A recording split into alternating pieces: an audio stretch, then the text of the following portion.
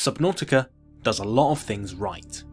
It's got a colourful and richly designed world, some really streamlined, intuitive base building, but what I think is the best bit of Subnautica is just how pants-shittingly terrifying it is.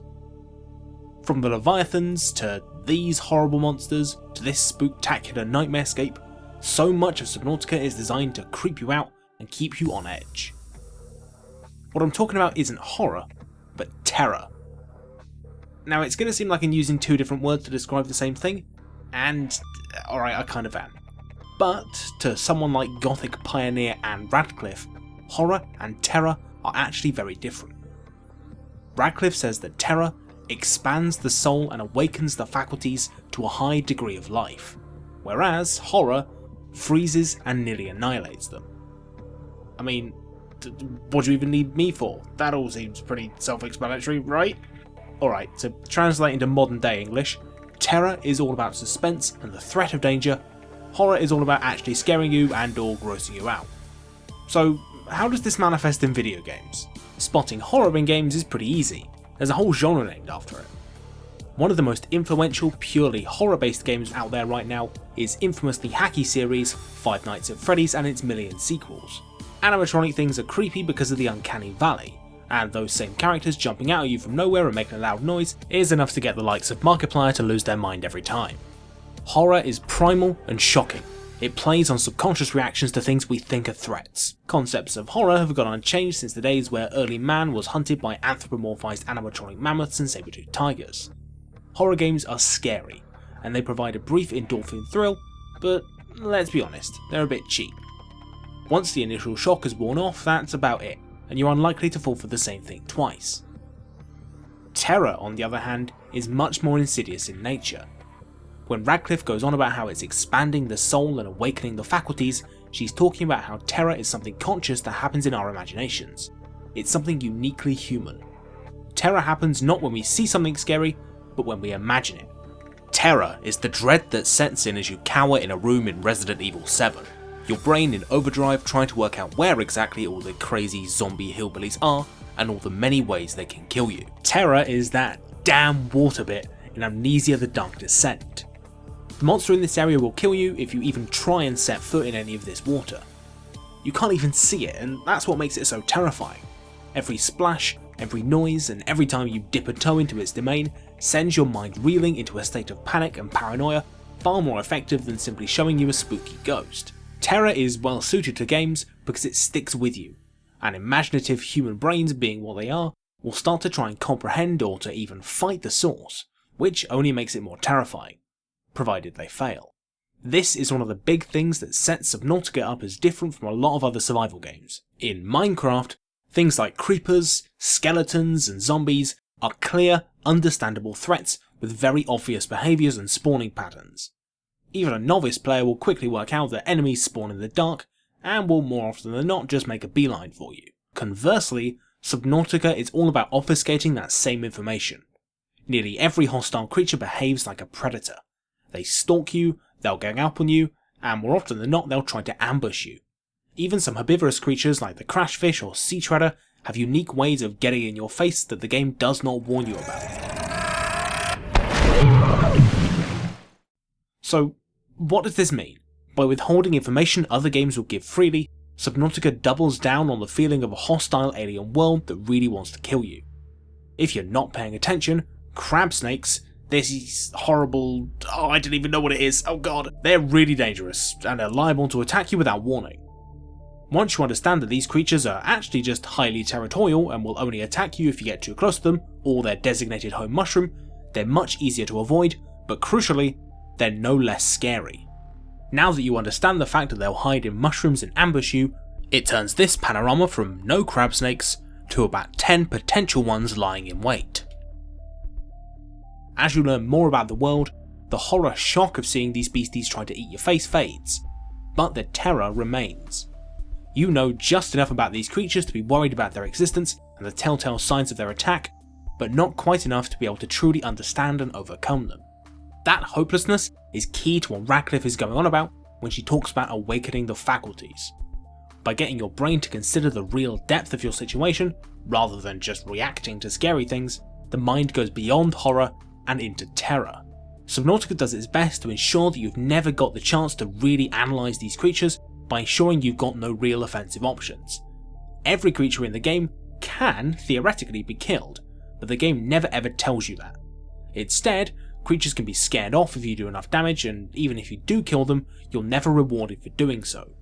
Unlike most other survival games, fighting enemies awards no materials or extra capabilities, so you learn to cut and run early on, ensuring that these underwater beasties remain scary.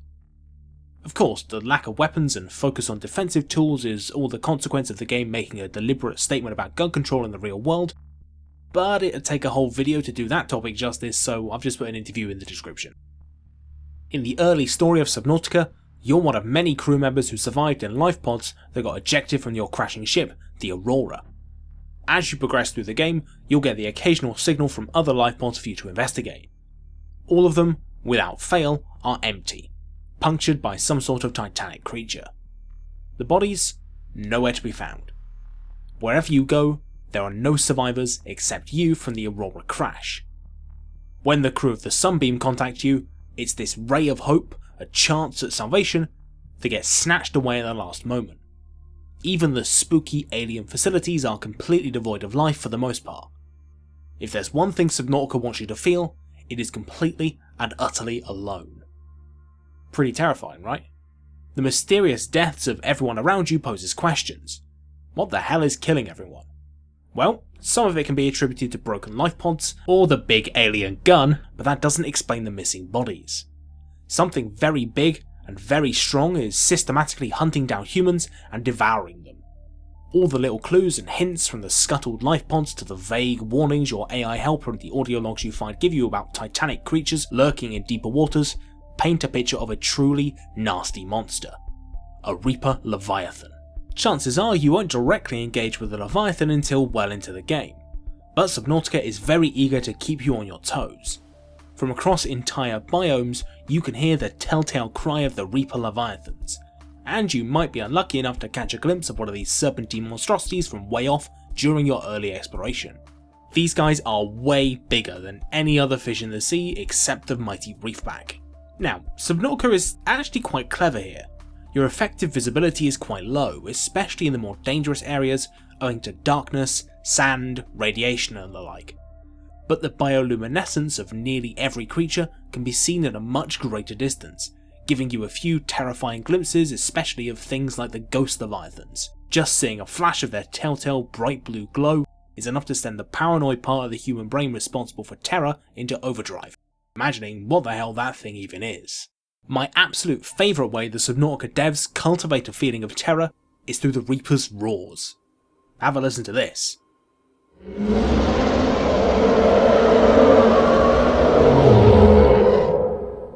That is the sound of a Reaper Leviathan looking for its next meal. Probably you. These roars have a radius of about half a kilometre, which translates into roughly a quarter of the map at any one time. You will be hearing these roars a lot. We've already talked about how the fear of the partially known builds on pre-existing anxieties, but Leviathans in particular have a special layer on top of that. Not long after you hear the roar of a Leviathan, in particular Reapers, you'll start spotting glimpses of one, even if you're on the edge of their territory. That's because the roar isn't just for show.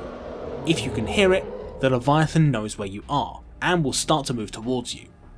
They won't actually attack until you get within a much smaller radius, but this stealthy system guarantees you'll always have the creeping fear of a Reaper attack in the back of your mind, and in the more dangerous areas at least, one will always be hunting you. The skeptics among you are probably thinking right now, well yeah, sure, these monsters are scary when you first start out, but you'll get sick of them once they've killed you a million times, right? This is a common horror game problem. The baddies in Resi 7 stop being scary once you've died to them a few times. That's not just because the illusion of real danger is broken, but also because losing in a video game actually gives your brain some breathing room. You get a chance to respawn, recenter yourself in a safe environment, and think clearly for a change about where and how you died, what caused it, and how you can prevent it, lessening the threat of some of these big monsters, especially the Leviathans.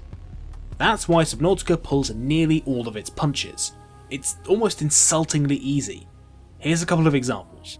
There's a really generous window to running out of oxygen, despite all the anxiety-inducing warnings. Ghost Leviathans, yeah, these big boys we saw earlier, they got an AI quirk that causes them to de-aggro when they land a charge attack to freak you out but not actually kill you. Reaper Leviathans have this awesomely brutal grab attack they can do on Seamoths and prawn suits. Guess what? This attack only does about 50% of the Seamoth's health in damage and half that to suits. This means that unless you were already on death's door, you've got a pretty good shot of booking it out of there before they can attack again.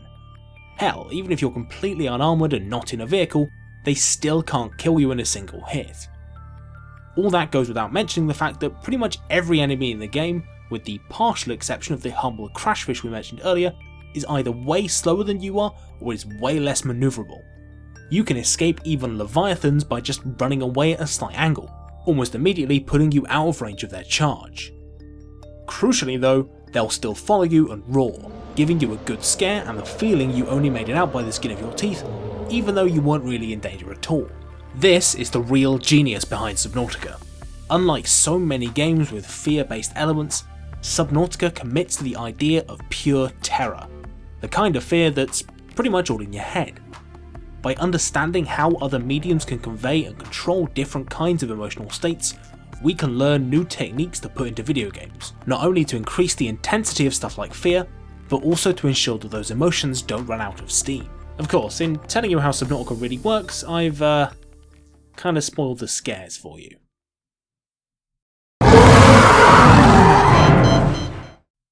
Or did I?